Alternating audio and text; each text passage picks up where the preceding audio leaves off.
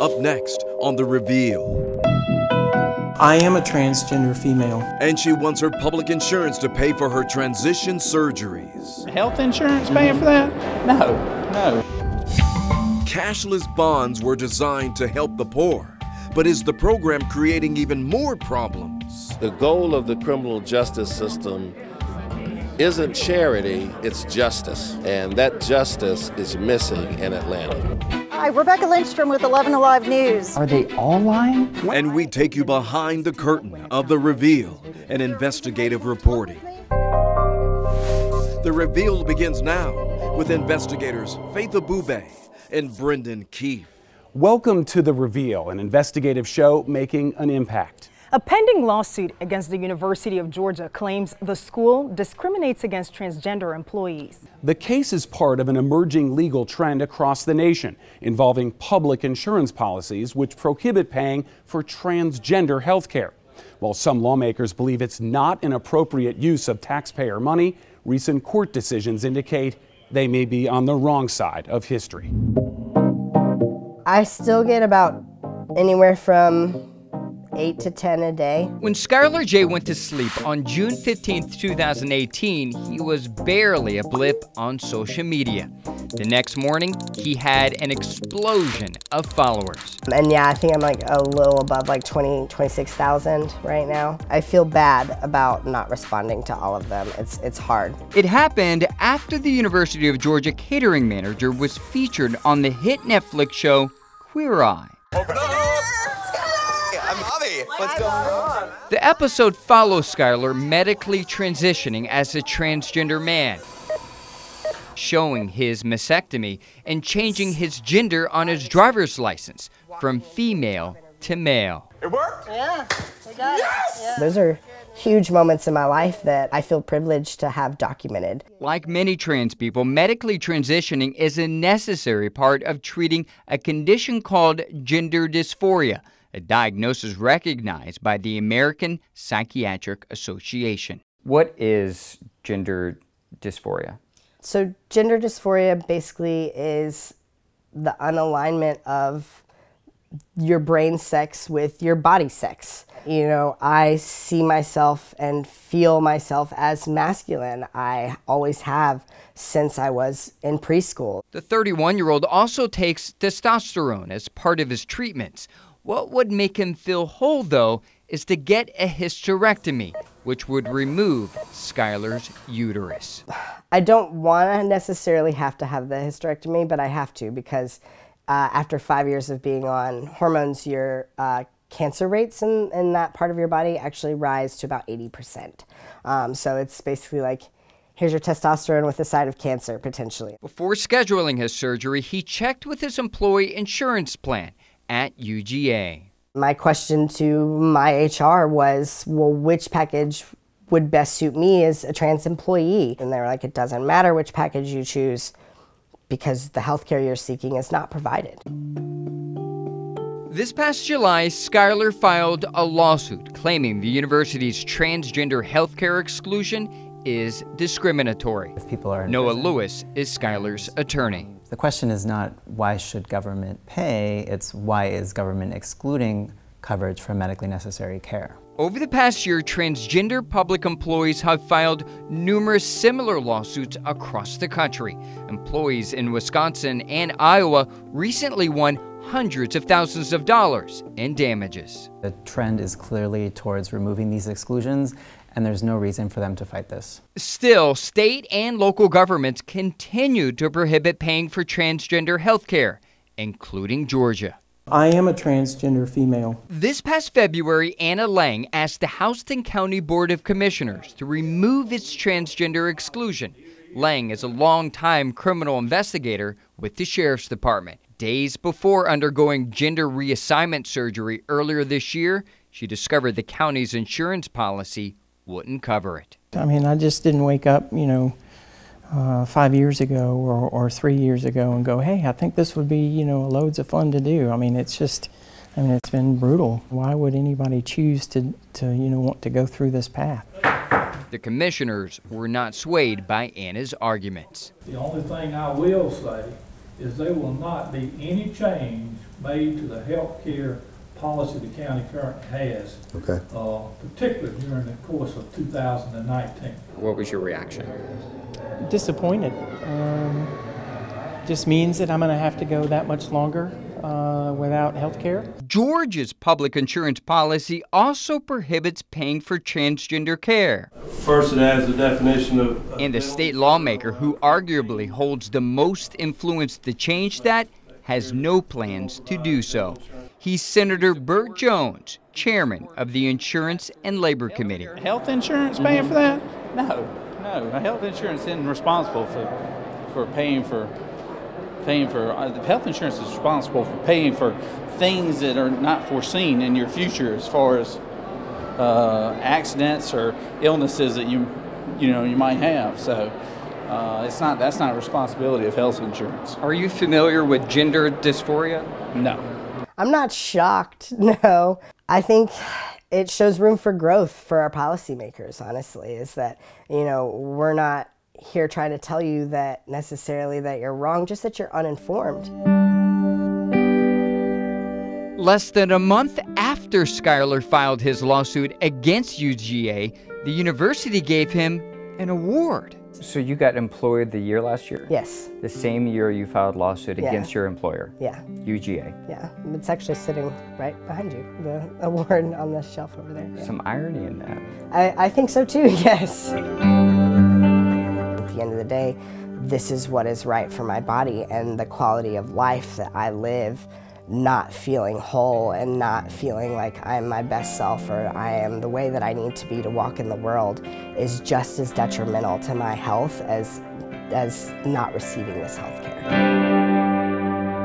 So is the Georgia Board of Regents responding to Schuyler's lawsuit? We requested an interview, but a spokesperson says it does not comment on pending litigation. Andy, dozens of state insurance programs essentially ban transgender health coverage. What about federal employees? The federal government does cover some transgender health care, and at the moment that includes members of the military. But the Trump administration is currently being sued because it is attempting to remove all of its transgender individuals from armed forces. Up next on The Reveal. If you have a citation, come to court. Is the spike in no-shows the result of Atlanta's new cashless bail policy? Why didn't you go to court?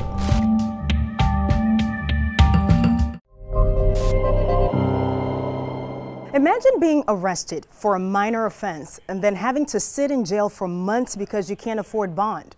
Last year, the city of Atlanta changed the law to release most offenders with only a signature and a promise to return to face the charges.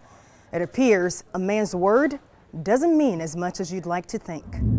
Donna Smitherman sits in clear view of the Atlanta Detention Center as she talks about her arrests. I don't want back in there. Donna and her husband have always had jobs and a roof over their head until last year. We wound up setting up a tent over by the zoo. We had all our stuff in a duffel bag, and we woke up one night with two men with sticks hitting us, and they took our duffel bag. No ID, no cell phone, no clothes. So Donna became one of those people you see begging by the freeway. So what'd your sign say? Homeless and hungry, please help. It was that sign that led to her arrest 3 times. But twice she was able to get out immediately on a signature bond thanks to the city's new bail policy. But each time, Donna ended up FTA, failure to appear. Why didn't you go to court? Because honestly, living out there, you don't keep up with the time. They could not afford to pay bail. Still, Tiffany Roberts with the Southern Center for Human Rights says Donna is just the kind of person bail reform is supposed to help. It was this group that led the campaign for change. I think it was a courageous first step. The idea is to prevent people who can't afford to pay bond from having to wait days to see a judge before they're released. But now it appears it is the court that is waiting on them. This is the first and only court of this type, the only courtroom in this state. We spent a morning in Judge Ward's courtroom where 5 days a week he hears nothing but FTA cases. Beyond this date, if you have a citation, come to court. according to the Atlanta Municipal Court, the number of people failing to appear has increased 40% since bond reform started. We don't believe that the city could say with certainty that that rate is related to bail reform.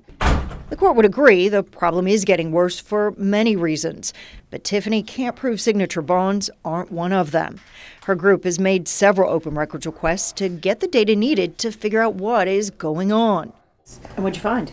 Well, we didn't get any of that data. Breaking news right now, the city of Atlanta's computers are being held hostage. The city says the cyber attack, which happened just weeks after bail reform started, impeded its ability to collect that data. But there is no indication the city ever had a plan in place to track the impact before the mayor signed it into law. And it is now official.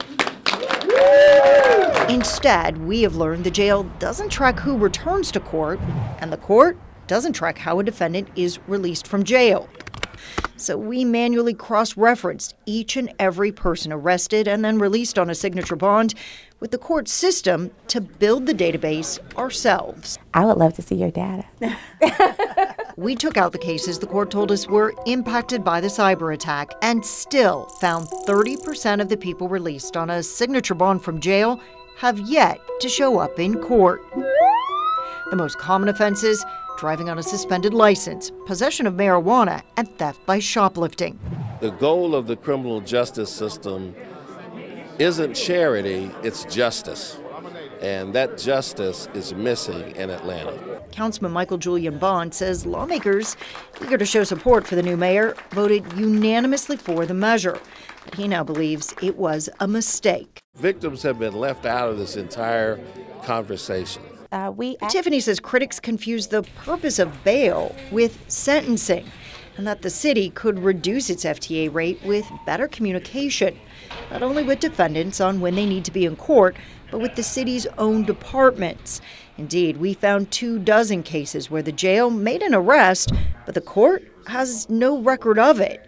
And the court isn't always holding those that fail to show up accountable. Anytime you fail to appear in court, a warrant is issued for your arrest.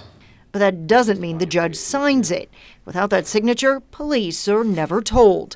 We found about 55% of the FTAs we studied never became active warrants. Benjamin Rucker was arrested by MARTA police for trying to hitch a ride on a train without paying. He never showed up in court. But the warrant wasn't signed, so when Walmart accused Rucker of trying to steal 4 watches, Atlanta police simply wrote him a citation. Rucker hasn't gone to court on that charge either.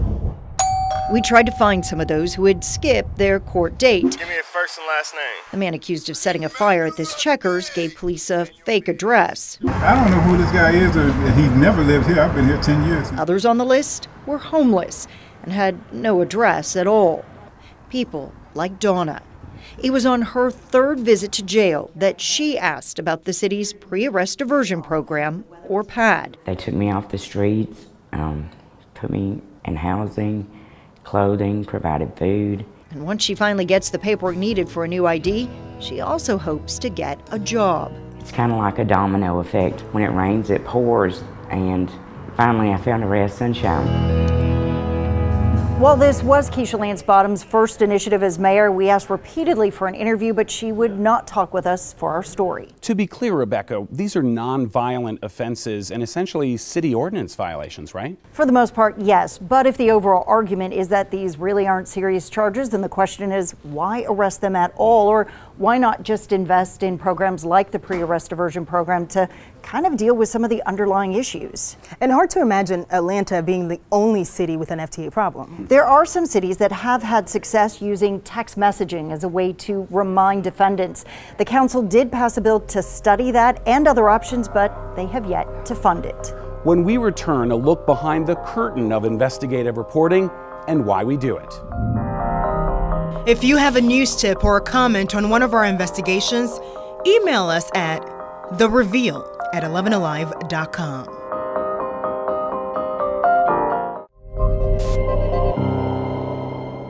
Hi, Rebecca Lindstrom with 11 Alive News. Are they all lying? When did you first learn about the intentional freezing of a 13-year-old boy? Why in the name of transparency won't Gwinnett County let us see these videos? Is there a reason why you won't talk with me? What are you hiding? The reveal is impact investigations. There was no attempt to cover this up or to hide this. Why mute the body cameras then? That's a good question. Did he just lock the door on us? Investigations that delve deeper. It's what we do, it's who we are. Don't you think the taxpayers deserve to know that this is happening? The Reveal is a 30-minute investigative news magazine show where we reveal what's happening in your community in a much deeper, meaningful way than what you typically see in a newscast. The Reveal is different than anything you're going to see anywhere else on local TV news. We are out there every day representing one thing, and that's the truth. I always tell my friends this is a show I would watch even if I wasn't a part of the show, and it's for many reasons. Not just because of the great journalism that we do on the show, the reporting, the hours and hours of reporting that goes into this and verifying all of the facts, but also the storytelling, how we put all those facts together and make people care. You're taking what's happened in the daily news and then you're going a step further. You are asking the questions why and how. Questions that reporters ask all the time but maybe don't feel like they have the time to figure it out or the resources to figure it out. And so we're taking those very important questions and we're doing the hard work needed to actually get those answers. I feel like I'm the luckiest man in local television because I have a great team of investigative journalists.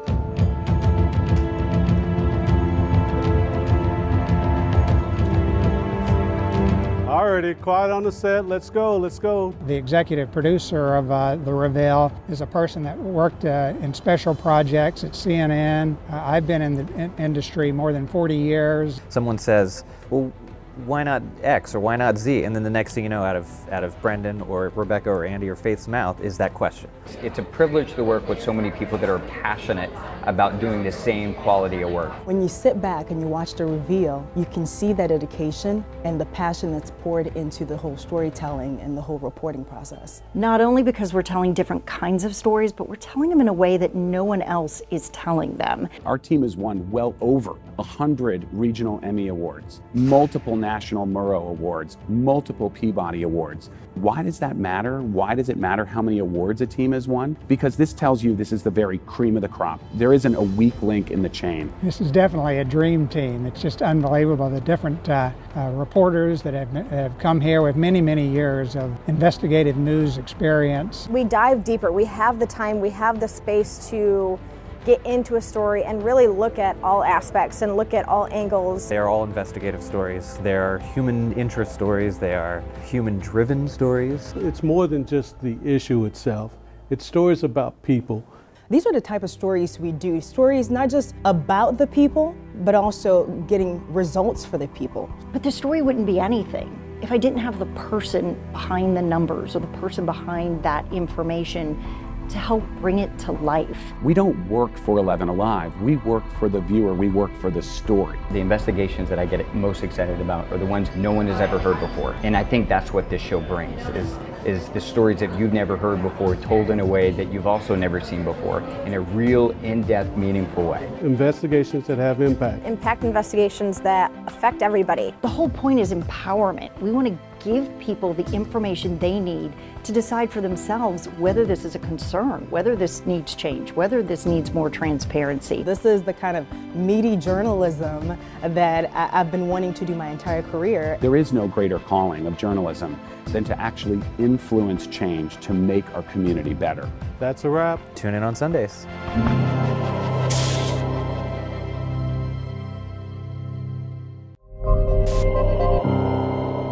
You've been watching The Reveal, a show dedicated to impact investigations. And we'll see you next week for The Reveal.